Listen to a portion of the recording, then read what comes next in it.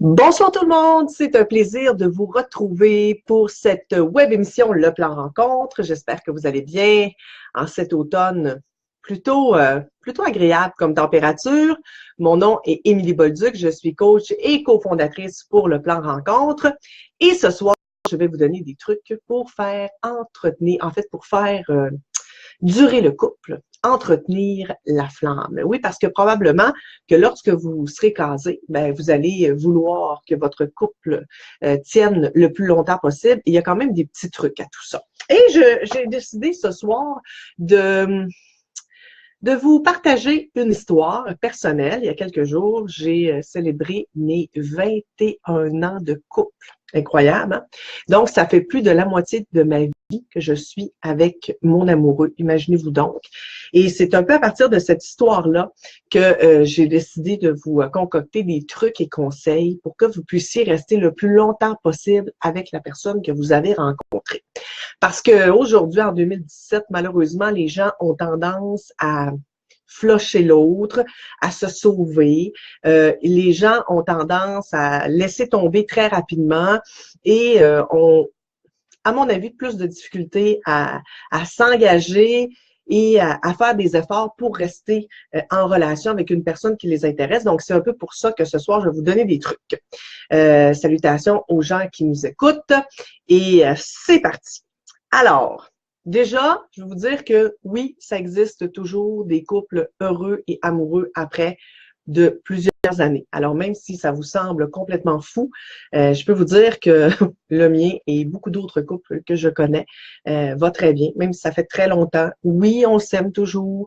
Oui, ce sont des couples où les gens font encore l'amour. Oui, ce sont des couples où ils ont beaucoup de plaisir ensemble. Oui, on a du fun. Donc, oui, ça existe. Déjà, c'est la première chose que vous devez vous dire, c'est que vous ne serez pas nécessairement en relation 6 mois avec quelqu'un. Dites-vous qu'il y a encore des gens et beaucoup de gens qui veulent s'engager et ça existe beaucoup. Moi, j'entends trop souvent des gens me dire « Oh mon Dieu, ça fait longtemps que tu es en couple, ça doit vraiment être plate. » Non, ça va super bien. Ou la pire chose que j'ai déjà entendue, c'est quelqu'un qui m'a dit on peut pas se laisser parce qu'on a des REER ensemble. Ça, pour moi, c'est d'une tristesse absolue. Donc, c'est la raison pour laquelle ce soir, j'ai envie de rendre hommage. J'ai envie de faire une ode à l'amour, vous montrer que ça existe encore. Alors, il n'y a rien de magique, hein. D'abord, un couple, il faut quand même savoir l'entretenir un petit peu. Il faut y mettre du temps. Donc, c'est pas parce que ça fait longtemps que vous êtes avec quelqu'un que vous ne devez plus rien faire et que ça va fonctionner. Au contraire. Donc, déjà, ce que je vais vous dire, c'est quand vous avez choisi l'autre, souvenez-vous du pourquoi il vous a intéressé. Hein? Il vous a intéressé pour ses qualités et même il vous a intéressé pour ses défauts. Il est un peu bête, vous trouviez ça mignon, un peu bad boy, une fille qui parle beaucoup, vous trouviez ça cute, très dynamique. Alors, il ne faudrait pas que ces caractéristiques-là deviennent les choses qui vous tapent le plus sur les nerfs. T'sais, vous avez accepté et tombé en amour avec cette personne-là parce qu'elle avait justement ces caractéristiques, ben là, il ne faut pas que tout d'un coup, ça devienne la chose la plus irritante dans votre vie et que vous n'êtes plus capable. Donc, ce que je vous conseille déjà, c'est de faire preuve de perspective positive. Qu'est-ce que c'est la perspective positive? C'est qu'à chaque jour, vous allez rester concentré sur plus chez votre partenaire en premier. Donc, vous allez réapprendre à apprécier ce qui vous plaît chez votre partenaire. Restez concentré sur qu'est-ce qui fait que cette personne-là est une personne intéressante, intelligente, amusante? Qu'est-ce qui rend cette personne-là exceptionnelle à vos yeux? Alors, au lieu de chialer par en arrière que votre chum ne ramasse pas ses bas, par exemple, ben, ce que vous allez faire, c'est que vous allez focusser sur le fait que je sais pas moi, il déneige votre voiture l'hiver, puis il vous met de l'essence quand il n'y a plus de gaz dans votre voiture. Donc, il faut rester déjà focusser sur ce qu'il fait de bon ou ce qu'elle fait de bon au lieu de se concentrer toujours sur les choses négatives qui vous tapent sur les nerfs. Parce que si vous commencez ça, je vous le dis, au bout d'une semaine, vous ne serez plus capable. Ensuite, un élément clé à un long couple comme le mien, c'est l'honnêteté. Tu sais, des mensonges, des petits mensonges, c'est pas grave, mais des mensonges où ça engage les deux, des mensonges qui risquent de déplaire ou de blesser l'autre, ça finit toujours par se savoir. Et si ça ne se sait pas, si l'autre ne sait jamais, par exemple, que vous l'avez trompé, ben dites-vous que c'est vous qui allez rester pris avec ça sur votre conscience, puis vous allez être super malheureux, puis vous allez vous sentir coupable. Donc, euh, soyez honnête. Soyez un homme ou une femme. Maman disait tant, fais une femme de toi, c'est la même chose. Faites un homme ou une femme de vous et assumez ce que vous faites et prenez vos responsabilités. Et si vous avez fait quelque chose et que vous le dites à l'autre, vous avez plus de chances que cette personne-là l'accepte et justement apprécie le fait que vous soyez honnête plutôt que de ne jamais lui dire et que cette personne-là l'apprenne par quelqu'un d'autre et que là, évidemment, une rupture arrive inévitablement parce que l'autre se sent trahi. Puis là, je ne parle pas que de tromperie. Il peut y avoir plein de choses sur lesquelles vous pouvez mentir. Donc, soyez honnête. C'est très, très, très important. On se dit les vraies choses. Puis, tu sais, l'honnêteté, c'est aussi si l'autre fait quelque chose que vraiment vous n'êtes pas capable d'endurer, ben, vous êtes mieux de le dire le plus rapidement possible parce que sinon, à un moment donné, vous allez être au bout du rouleau, ça va exploser, puis finalement, ben, vous allez vous chicaner très fort et ça va se terminer là. Soyez unique. Tous les couples sont différents. Il y a autant de couples qu'il y a d'histoires, et je devrais dire le contraire, il y a autant d'histoires qu'il y a de couples. Et, tu sais, là, quand on décide de s'engager avec quelqu'un, ben, on s'attend à ce qu'on vive des montagnes russes. On s'attend à ce qu'il y ait des hauts et des bas. C'est normal qu'il y ait des petites chicanes. C'est normal que parfois vous avez l'impression d'être en lune de miel, puis puis le lendemain, ben ça va plus. C'est normal ça. Mais être en couple, c'est justement d'accepter de vivre ça, et c'est dans les moments les plus difficiles où vous devriez rester soudés pour vous épauler l'un l'autre. Vous êtes des partenaires, vous n'êtes pas que des amants, des maîtresses, des chums puis des blondes. Donc, c'est important de pouvoir soutenir l'autre, de pouvoir être soutenu, de pouvoir écouter et de pouvoir parler. Donc, ça, c'est très, très important. Moi, en ce qui me concerne, mon chum, je l'ai toujours vu comme mon amant, mais aussi mon ami, mon partenaire. Je l'ai toujours vu comme mon confident. Donc, je vous dirais honnêtement là, que quand je m'obstine avec lui, avec mon chum, j'ai plutôt l'impression de m'obstiner avec mon ami. Donc, ça vient moins me chercher d'un point de vue émotif parce que je me dis, bon, c'est comme un ami. Par contre, quand je sors avec lui en amoureux, ben là, je sors pas avec mon ami, je sors avec mon chum. Donc, tu sais, c'est d'être capable parfois de départager les choses. Nous, on travaille beaucoup ensemble. Donc, quand on est en train de travailler, ben là, c'est plus mon partenaire. Donc ça, on s'en va un peu promener parce que veut pas, des fois, c'est pas toujours évident de travailler avec son conjoint. Ben, je sais que je suis pas vraiment en train de m'obstiner avec mon amant, je suis plus en train de m'obstiner avec mon partenaire de travail. Donc, c'est différent. Puis quand on arrive à faire ça, ben, on départage et on prend du recul face à nos émotions. T'sais? Donc, c'est un peu plus simple à mon avis. Puis aussi, quand on commence une relation, ou ça fait quelques mois, s'il y a des choses déjà que vous savez qui pourraient poser de problème, ben discutez-en dès le départ. L'argent, le ménage, les enfants, l'éducation, pas mal souvent les grosses sources de conflits. Donc, si l'argent, par exemple, vous gaspillez et que l'autre est gratte-sous, ben dites-vous, ben écoutez, on va payer toutes les choses à deux, puis le reste, ben garde ton argent, je vais garder le mien. Si tu veux gaspiller, c'est ton affaire. Puis moi, si je veux économiser, je vais le faire. Donc, tu sais, vous êtes quand même capable de vous parler. De là où je vous disais tout à l'heure, l'honnêteté, c'est d'être capable de dire à l'autre, ben écoute, là-dessus, on s'entendra pas. Donc, essayons au moins de trouver un compromis. Ensuite, apprécier les petites choses. Hey, moi, là, dans combien de films que j'ai vu l'histoire de la fille qui est habillée en femme d'affaires avec sa petite jupe, ils ont tout le temps ces filles-là ont toujours des talons hauts extraordinaires, et que son chum, qui est riche, souvent dans le domaine de la publicité, lui amène des billets pour Bora Bora, et ils partent le lendemain. Hein, on a vu ça souvent dans les films, mais c'est ça, on l'a vu dans les films. En tout cas, moi, en ce qui me concerne, mon chum m'a jamais acheté de billet d'avion à l'improviste pour aller à Bora Bora, ni même en Europe, soit dit en passant. Et je suis jamais allée déjeuner ou partir à l'improviste une fin de semaine à Paris. Donc ça, c'est dans les beaux films romantiques qu'on voit ça. Mais dans la vraie vie, quand ça fait un petit bout qu'on est ensemble, qu'on a des enfants, ben c'est sûr qu'on fait moins de folie parce que c'est un petit peu plus organisé. Mais il reste les petites attentions que vous devez apprécier. Je vais vous raconter quelque chose. Moi, c'est le genre de petite attention que je trouve sympathique. C'est bien niaiseux. Mais tantôt, mon chum est allé au supermarché et quand il est revenu, il a serré tout ça dans le frigidaire. Puis il m'avait acheté du lait au chocolat noir naturel. J'étais vraiment contente.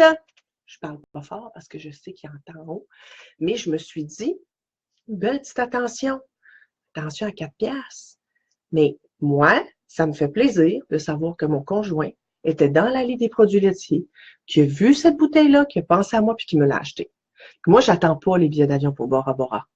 Ben, j'aimerais ça y aller, c'est pas ce que je vous dis, mais vous voyez, j'étais contente. Des petites attentions. Et faites-en vous aussi.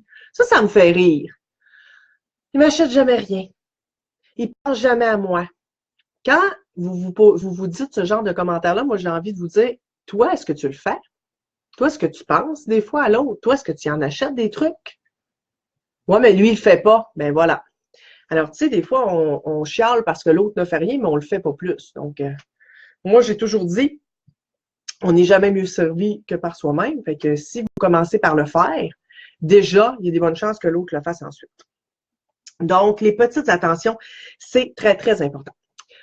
L'autre conseil que je vais vous donner, celui-là, c'est à mon avis le meilleur, le plus simple et celui qui va plus vous rapprocher, c'est la règle des 6 secondes. Alors, tous les jours,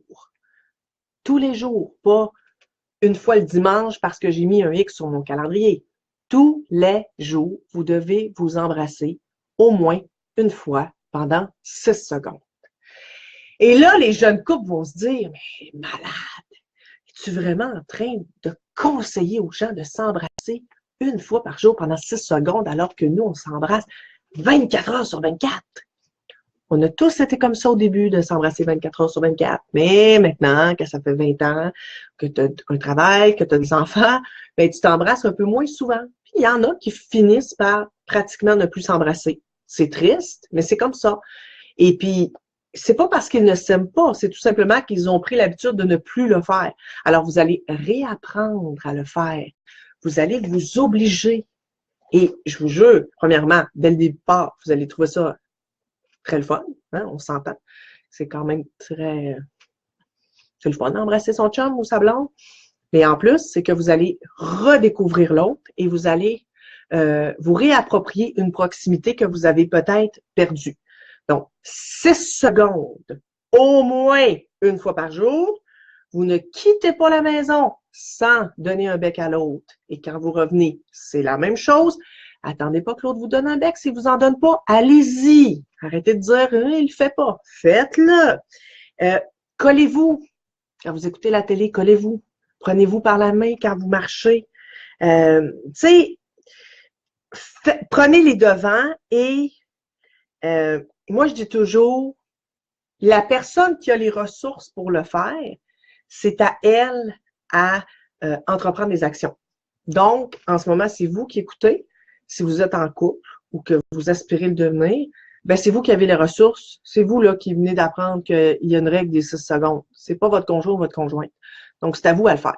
OK? Ensuite, apprenez à faire des compromis. Ah, ça, c'est difficile, hein? C'est difficile. Depuis des années, les filles, vous vous êtes habituées à ce que les serviettes soient pliées de telle façon. Depuis des années, les gars, vous vous êtes habitués à ce que, je sais pas, vos verres de bière soient rangés de telle façon. Les filles, vous venez d'avoir un bébé, puis là, ça fait, je sais pas, 3 mois que vous êtes à la maison, vous vous en occupez, et là, vous réclamez de l'aide à votre conjoint. Il finit par vous en donner parce que vous lui laissez un petit peu de place. Mais là, oh, misère! Ça fait pas votre affaire parce que il fait pas comme vous. Mais là, il faut se décider, là. Si vous voulez que l'autre vous aide, il faut que vous acceptiez que l'autre, c'est pas un clone de vous. Puis je m'adresse un peu aux filles, là, quand je dis ça. Parce que je sais que les filles, on a tendance à être un peu control freak sur certaines choses. Moi, je ne le suis pas du tout. C'est peut-être pour ça que j'ose le dire, mais j'ai des amis, là, que si la serviette n'est pas pliée de leur façon, ça marche pas. Alors, quand le chum veut faire du pliage de linge pour aider sa blonde, ben là, tu l'as pas fait comme faut. Pensez-vous vraiment qu'après avoir reçu ce genre de commentaire-là, votre conjoint ou votre conjointe va avoir envie de le refaire la prochaine fois? Non. Donc, au lieu de trouver que la serviette est mal pliée, puis là, je parle de serviette, mais il y en a qui se reconnaissent, là, c'est sur plein de choses, pas juste pour une serviette, là. Mais la prochaine fois, dites donc juste merci. Vous êtes content, vous vouliez de l'aide, l'autre vous aide. Bien, soyez content même si c'est pas fait comme vous l'avez demandé. Ça, c'est drôle, hein? On est comme ça, nous autres. On demande des choses, puis quand c'est pas exactement ce qu'on voulait, on est fâché, mais c'est pire avec les enfants. C'est pire avec les enfants. Les filles avec les enfants, surtout avec les bébés, hein? C'est là, les filles, on habille nos bébés tous les jours, on est donc contente. En même temps, on chiale à notre chum parce qu'on trouve qu'il fait rien. Puis là, cette journée-là, ben, le chum se lève avant nous autres puis décide d'habiller votre enfant. Mais vous trouvez qu'il l'a mal habillé parce que vous, là, vous n'auriez pas mis ce pyjama-là, ou vous n'auriez pas mis ces bas-là, et là, vous lui faites vraiment comprendre qu'il n'y a pas de goût, puis il ne l'a pas pantoute. Mais je vous jure que la prochaine fois, il y a des bonnes chances que votre chum n'habille pas son enfant, votre enfant. Il ne faudra pas chialer, il ne faudra pas chercher pourquoi. Il y a des bonnes chances que c'est parce que ça ne fonctionne pas. Alors, si après tout ça, vous n'êtes pas capable de faire de compromis, vous n'êtes pas capable de vous embrasser, ou ça vous tente, mais vraiment, vraiment pas, l'autre vous tape royalement sur les nerfs, ben là, ce que je vais vous dire, c'est de commencer à vous questionner parce que peut-être que votre couple, finalement, est sur le point de se terminer. Parce que, tu sais, à quelque part, si vraiment on n'est pas capable de faire d'efforts, que on accepte que l'autre soit dans notre vie, mais selon nos conditions, nos règles, et que l'autre n'a pas un mot à dire, ben, ce que j'ai envie de vous dire, c'est qu'il va falloir que vous vous questionnez à savoir ce que vous voulez réellement, parce que quand on décide de vivre une vie avec quelqu'un, c'est qu'on décide de partager notre vie et ça veut dire que les deux ont autant de droits, ils ont autant de crédibilité l'un envers l'autre et que si c'est pas l'impression que vous avez avec votre conjoint ou votre conjointe, ben, c'est peut-être tout simplement le temps de vous séparer. Alors, ceci étant dit, ben, je vous souhaite une très belle soirée. Je vous invite évidemment à vous rendre sur notre site Internet, le plan privé, où je fais des recherches juste pour vous. Il y en a un à gagner vendredi. Dépêchez-vous, allez vous inscrire sur notre site, leplanrencontre.com, c'est gratuit. Allez lire les blogs, allez vous inscrire sur le plan privé. Je vous dis, il y en a un à gagner, mais en plus, vous pouvez évidemment acheter ce forfait-là où je vais faire un avis de recherche avec vous, qu'on va diffuser auprès de milliers de personnes. Et si je n'arrive pas en 2 semaines à trouver au moins une personne qui est compatible avec vous, eh bien, vous êtes 100% remboursé. Question? Commentaire? Eh bien, vous savez quoi faire. Vous pouvez m'écrire directement ici ou encore via notre site Internet. Alors, sur ça, je vous souhaite de passer une excellente soirée et on se dit à mardi prochain.